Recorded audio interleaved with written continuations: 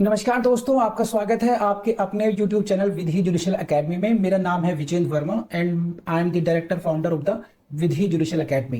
We provide coaching for the judicial services exams and through this video we are trying to reach out you to provide you full professional exam oriented coaching for the judicial services, and that is free of cost. Let's start the section number 13 of the Hindu Marriage Act, and this lecture will be in several parts. You must watch each part. Now let's start the class.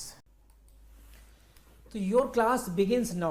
This is what section 13 clause 1 and then uska 1a part and what it says. This clause is very important for your prelims and also very important for your mains. prelims के तो है ही है, this is more important for your mains actually. prelims में तो आएगा ही आएगा, कहीं से भी क्वेश्चन बना देते हैं, but mind it, write down this clause is basically important for your mains. You please see this. यहां से पढ़ेंगे हम on the ground respondent has treated the petitioner with cruelty. कब? after the solemnization of the marriage. तो this is the ground हम लोग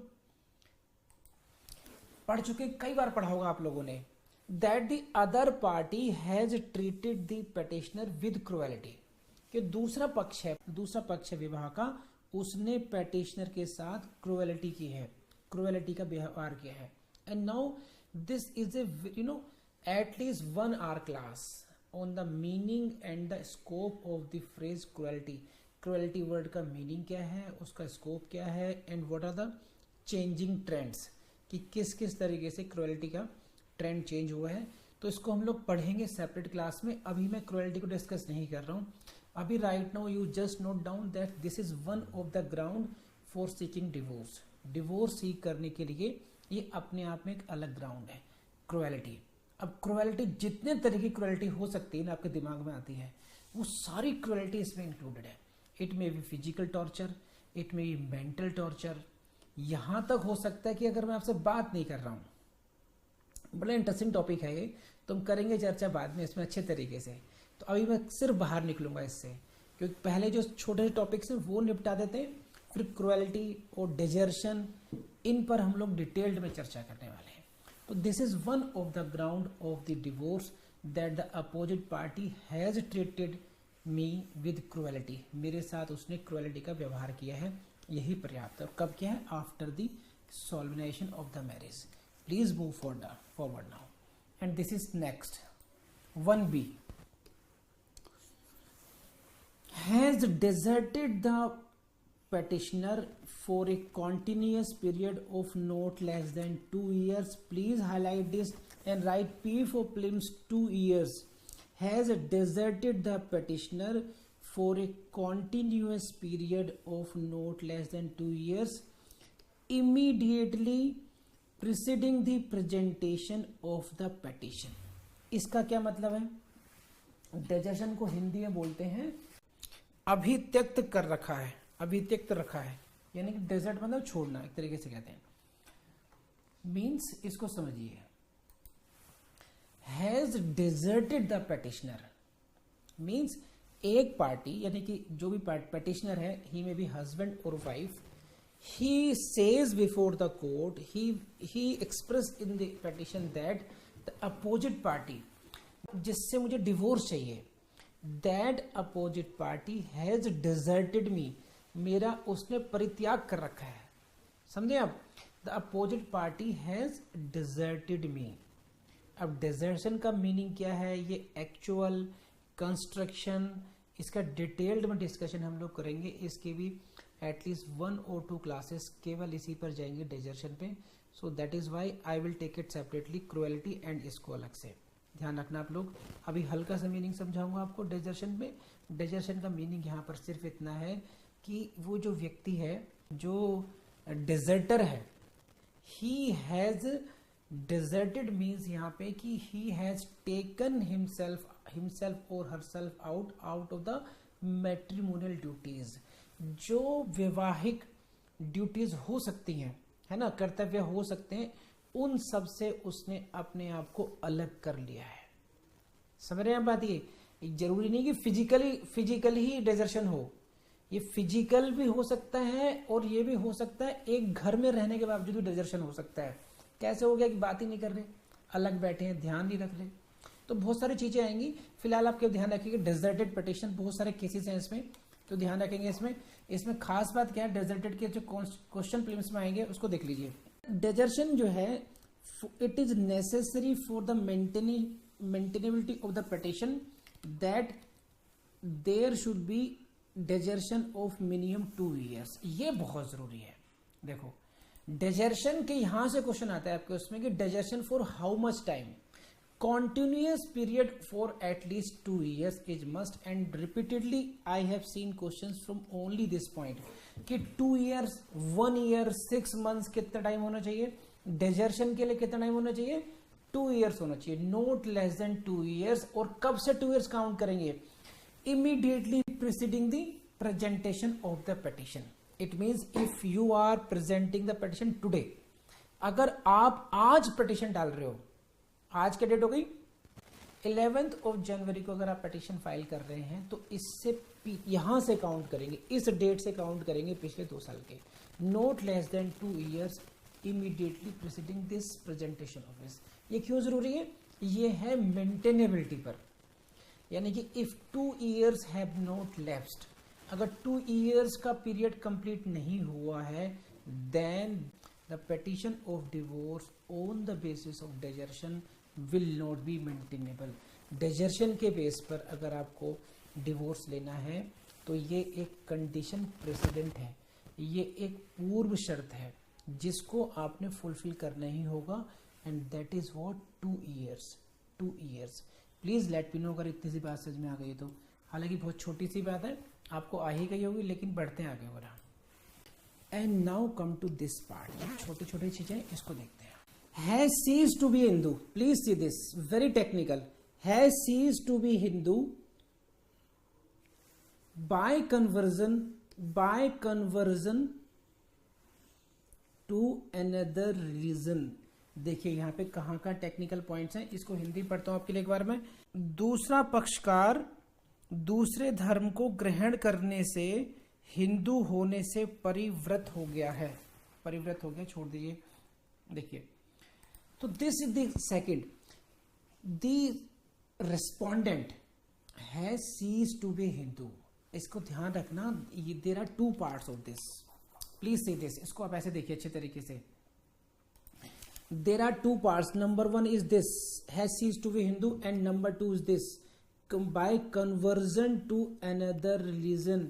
इसमें खास बात ये क्या है, इतना नहीं है, दिस इज नॉट सिंपली कि he has ceased to be Hindu, अब वो हिंदू धर्म नहीं रहा, हिंदू नहीं रहा, he has ceased to be Hindu, अब वो हिंदू नहीं है। क्यों नहीं है, because he has converted to another religion. ये बहुत इंपॉर्टेंट है, simply ceases to be Hindu नहीं है, केवल इतना नहीं है कि वो हिंदू नहीं रहा, आई डिसऑन दिस रिलीजन, मैं अब हिंदू धर्म का परित्याग करता हूं, समझ रहे, but I am not converting to any other religion, then my case will not fall into this category. Please let me know अगर आपको बात समझ में आई तो। Please see the board, has ceased to be Hindu, has ceased to be Hindu only 1 part हुआ, it is also necessary. अब इसको और समझिए कि what do you mean by the conversion here. Now they have used the word conversion, this is by conversion to another religion, किसी दूसरे धर्म में। अब सपोज कीजिए ये है हमारे भाई साहब रवि वर्मा है, ठीक है, रवि से बात, रवि, हाँ, तो नाउ रवि साहब जो है, Ravi married to a girl, Jeevan, girl जी ही कर लेते हैं, चलिए, जीवन। When he married her, she was a Hindu. After marriage, she converted to Sikhism.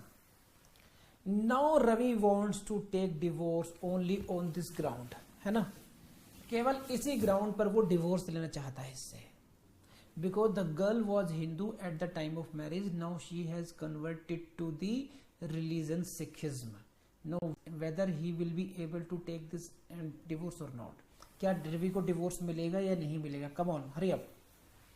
The girl was Hindu at the time of marriage. Now she has converted to Sikhism, or she has become Buddha, or she has become Jain. Why? Come on everyone, jaldi se. See, please read this. Here, conversion to another religion means to a non-Hindu religion such as Christianity or Islam.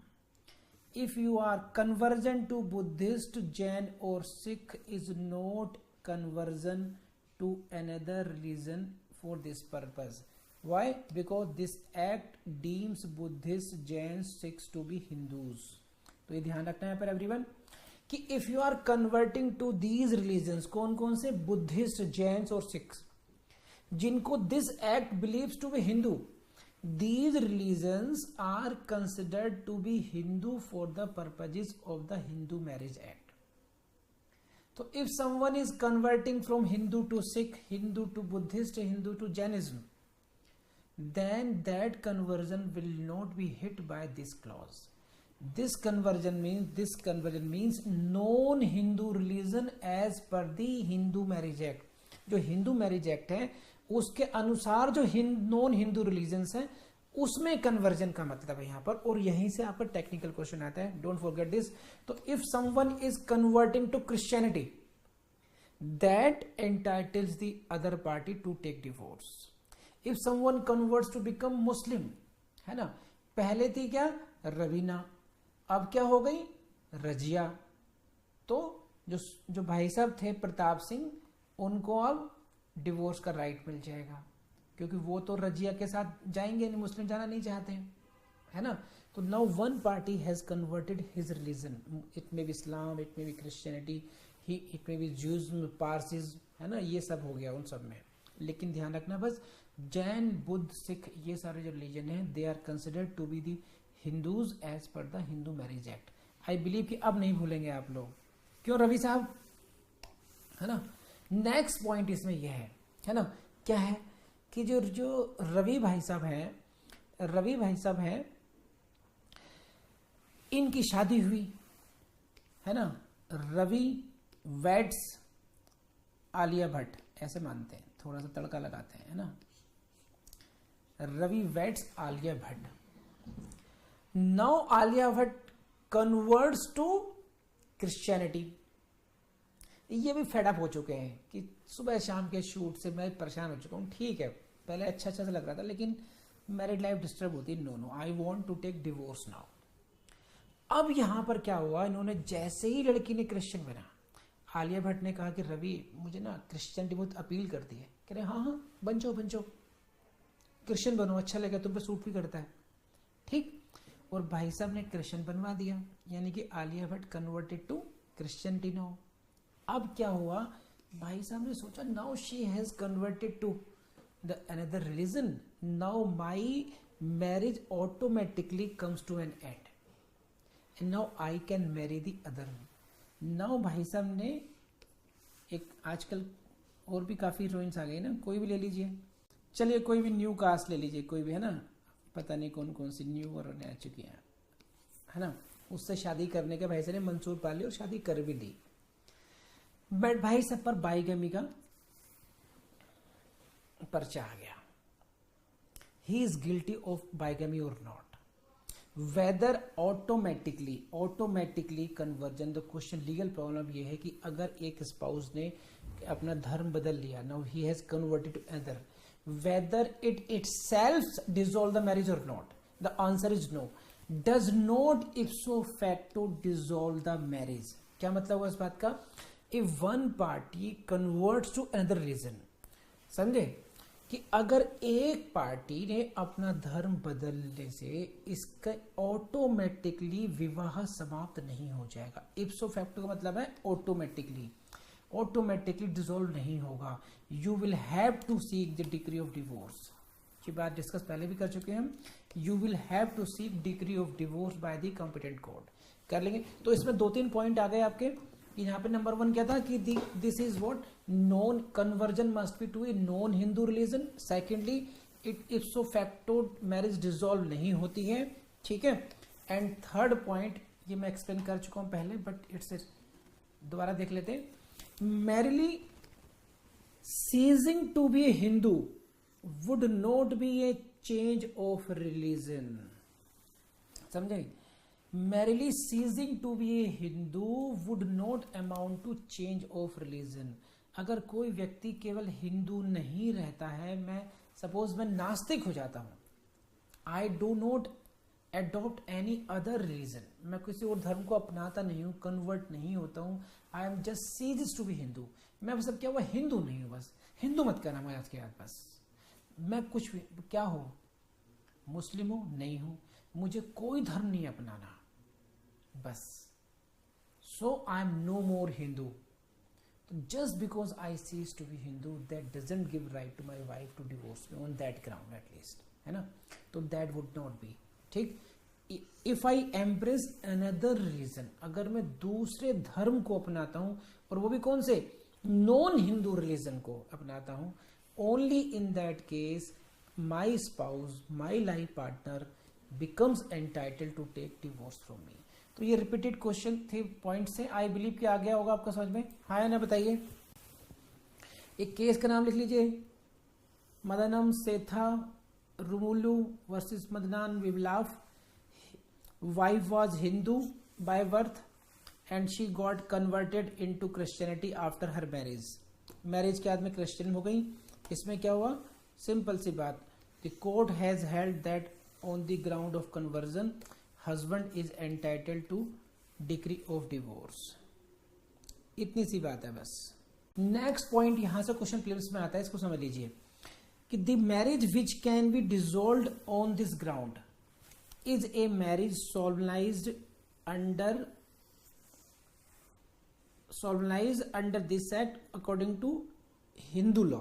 Old हटा दिए इसको भी है।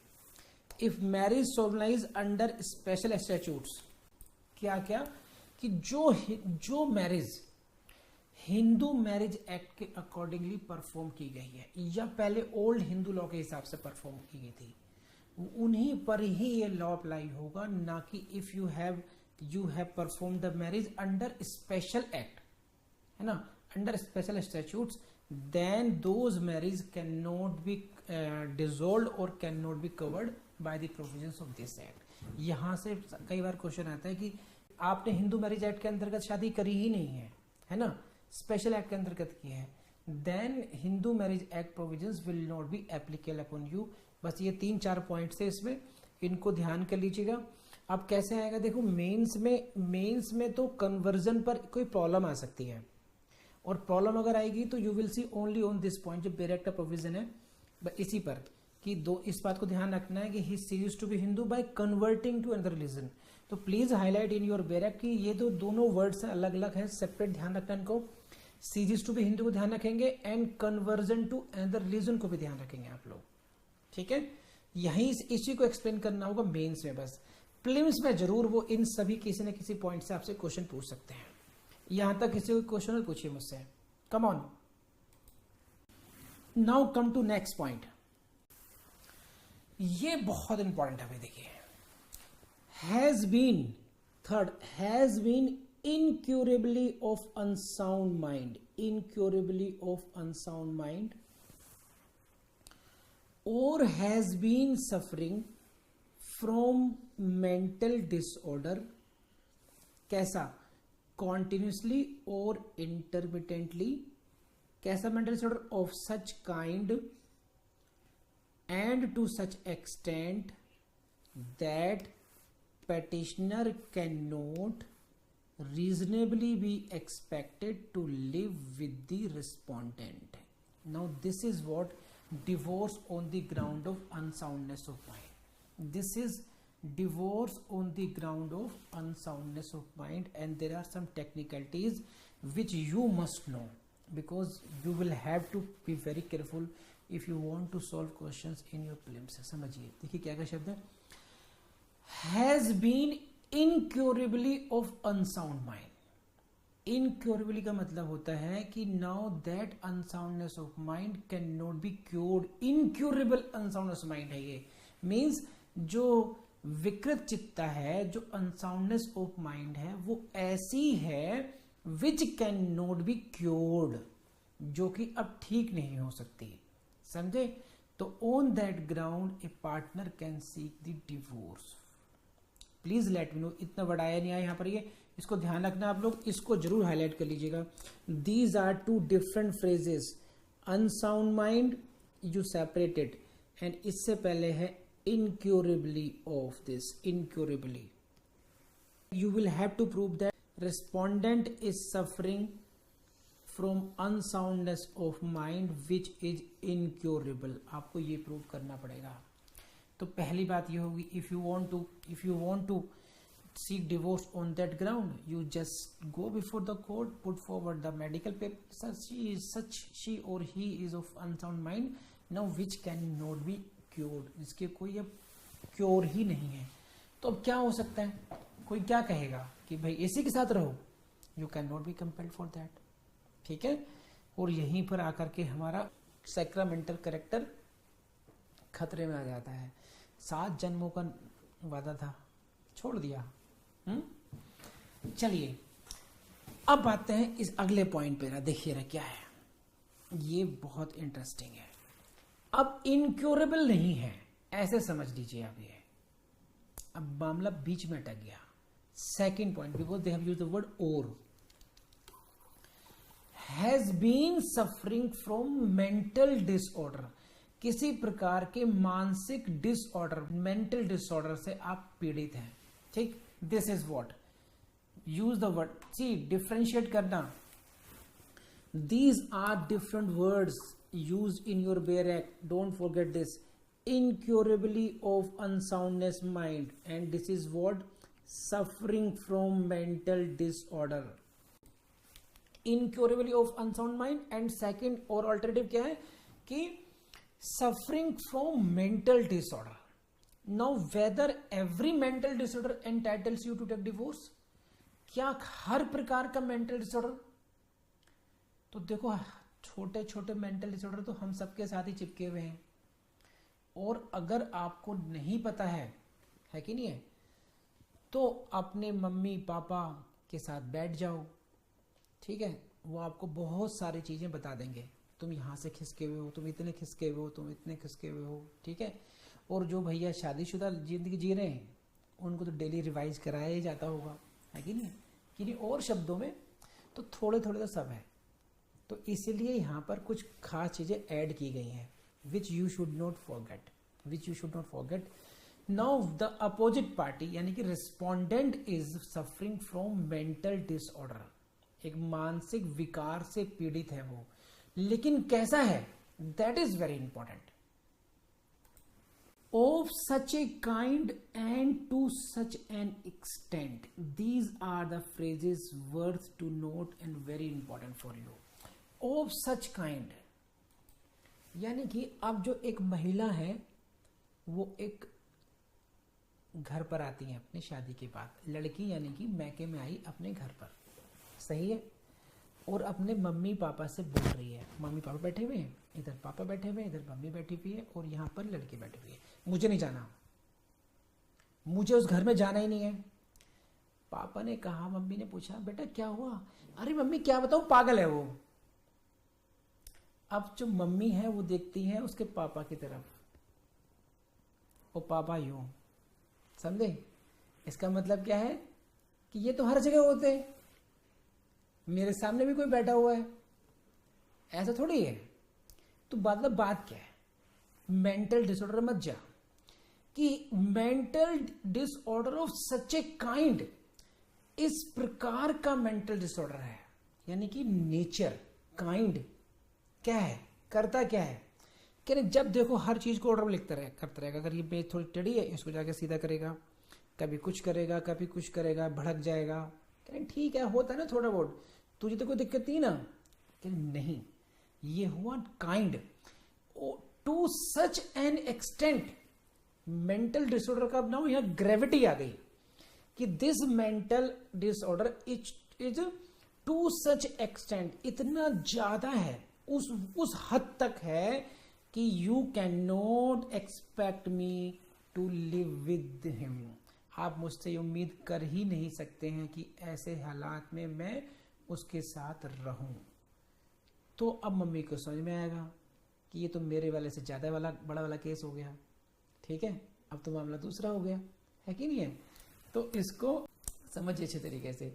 तो this is not simple mental disorder. Mental disorder को दो बातें क्या बताई मैंने आपको, ऑफ सच ए काइंड, पढ़ लीजिए बोर्ड पे एक बार, हंस रहे हैं mental disorder of such a kind, such a kind इस प्रकार का, and to such an extend उस सीमा तक, that the petitioner, who is the petitioner, who is seeking the divorce, जो कोर्ट में गए पेटिशनर हो जाएंगे, that the petitioner can not reasonably be expected, ये ध्यान रखना, कैन नॉट बी एक्सपेक्टेड नहीं है, एक्सपेक्टेड नहीं है, reasonably be expected, can not reasonably be expected, यानी कि you can expect but that will not be a reasonable expectation. If you go by the reasonableness, you cannot expect me to live with the respondent. तो petitioner cannot reasonably be expected to live with the respondent. तो उस degree का हो गया ये बड़े वाला case हो गया। तो दो केसेस हैं, ध्यान रखना। Number one, this is the incurable unsoundness of mind. If the unsoundness of mind is of such a nature that which cannot be cured, बात खत्म हो गई। आपको ये प्रूव ही नहीं करना कि जी मैं रह सकता हूँ नहीं रह सकता हूँ, भाई पागल है नहीं रह सकता, इलाज नहीं हो सकता, मैं अपनी जिंदगी जीनी है, क्या मतलब क्या इस बात का। तो इनक्योरेबल। सो अगर पत्नियों और पतियों जो यहाँ बैठे हैं अभी या सुनेंगे बाद में, अगर आपका पार्टनर ये कहे, है ना, कि तुम तो पागल हो, तुम्हारा कोई इलाज नहीं है, प्लीज प्लीज नोट डाउन, इसी बात पर मिल जाएगा तुम्हें डिवोर्स, कोई इलाज नहीं है, incurable. If I am incurable and if you think कि I am of unsound mind, तुम तो बड़ी जज हो, तुमसे बड़ा जजमेंटल कौन हो सकता है। You are right, adopt this mean. Clause third, ground third is only for you, incurable, ना सुधरने वाली। तो हो गया, तो ध्यान रखना, this is first. And the mental disorder के साथ में the condition is what, mental disorder of such kind that it can not be expected, reasonably expected from the petitioner that he should live with the respondent. वो respondent के साथ में जाकर रहे, ये एक्सपेक्ट ही नहीं किया जा सकता। तो आई बिलीव कि आपको समझ में आया होगा। Come on hurry up, comment. बहुत डिटेल में पढ़ाया गया है और बहुत टेक्निकली पढ़ाया गया है, बहुत इंपॉर्टेंट है आपके लिए। बस आपसे यही कहूँगा कि अगर ये वीडियो आपको पसंद आए तो अपने दोस्तों से शेयर करना जो नहीं भूलेंगे आप लोग, लाइक भी कीजिएगा और कमेंट भी कीजिएगा।